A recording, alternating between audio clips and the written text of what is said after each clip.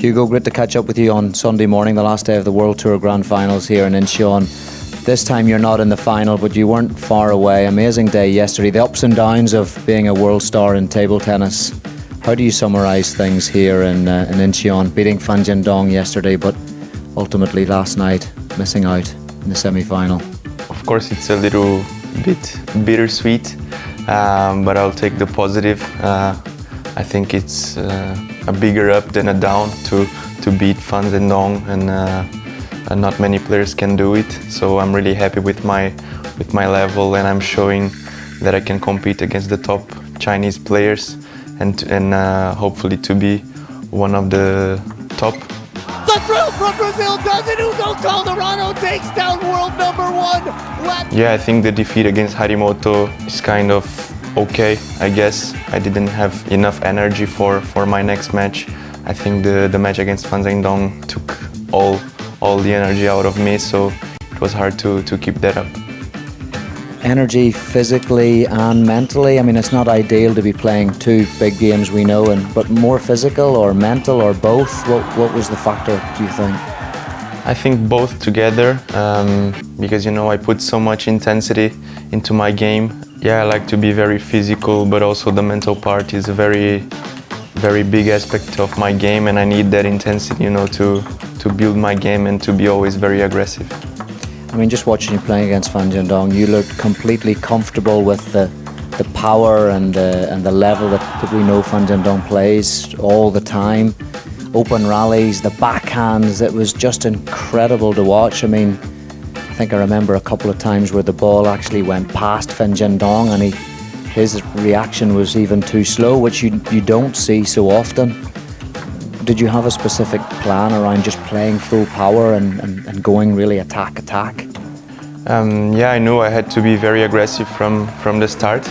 He's a very dangerous player, of course, and I had to go for it. Of course, I had my strategies. I was very good in the service-receive game, but also in the open rallies, I was kind of dominating the game. I knew he could come back at any point, as he does most of the time, so I'm really happy that I was able to keep that high level for even 6 sets. Yeah, which is also always a challenge for me, because I put the intensity very high, so it's really hard sometimes to keep it up. So overall, great year 2018. I mean, I'm just thinking about Team World Cup in London, quarter-final, also Team World Championships quarter-final. Overall, a good year. You think the most significant year of your career so far? Yeah, sure. I've been improving a lot lately. 2018 was a great year for me. It started with the bronze in Hungarian Open, then the final in Qatar Open, quarterfinals in Team World Cup and World Team Championships with Brazil. And now with this great tournament and finishing the year at number 6 in the world, I'm really happy to go up, and I'll keep working hard for higher results.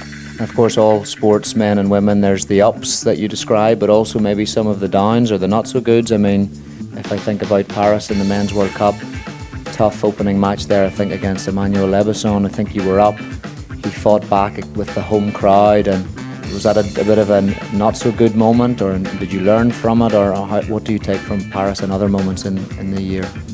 Yeah, I think it was a great atmosphere in the World Cup. It's always nice to see so many people for table tennis. Not the best day for me, of course. I had my chances against Lebesson. I couldn't close the match, so after it was hard to come back a few hours later against Vladi, a very experienced player. So yeah, I could learn some things from that, and I got some motivation out of it. I guess the results are paying off, and will always pay off as long as you work hard. What do you feel in those moments when you're in Paris, it hasn't worked so well? Do you analyse it completely and try to pick out the motivation to move forward, or how do you feel around disappointment? How do you deal with that? Actually, me with my coaches, Jean-René, Michel and Mika, we always see the big picture. We know it's really hard in the top level to keep really regular, but we knew I was on the right way. It's not easy to always play in that high level because the exigence is so high among the top players now. So yeah, that's a pity I couldn't succeed in the World Cup this year, but it's also part of the process. And of course social media plays a key part now. People are watching you on TV and everything on the World Tour, but the recent one though, the burpees with the backflip, I mean the fans were loving that. That's been shared many times. Is that your idea? Who made that one up? Whose idea was that one? Actually, I was just trying it for fun to see if I could do it. And then I asked Mika, my physical coach, to record a video. Yeah, I think that was my second attempt, my first filmed attempt. So I think maybe I could do some more. Yeah, but I enjoy these kind of challenges, these kind of things, and to have fun. I think it's also really important because we always have to be very focused and not have any distractions. But also at the same time, for me it's really important to have fun in practice, to enjoy all the small moments. So then looking ahead to 2019, Hugo, obviously Olympics is also not too far away, 2020 Tokyo. You had the pleasure of playing in Rio in front of your home crowd. What's 2019 now looking like for you? Does the last couple of weeks yesterday changed your planning, your thinking, or are you still solid on your objectives through 19 and 20? Yeah, Tokyo 2020 is the biggest goal. We're doing everything to perform there in Tokyo. Of course, there are many tournaments on the way, World Championships, the World Tour, World Cups, but I think they are the path to reach Tokyo Olympics. And yeah, of course, it gives me more confidence, yesterday's victory, but I'll just keep going on my way, keep my aggressive and ambitious game, because I think that's the way to succeed and beat the top players.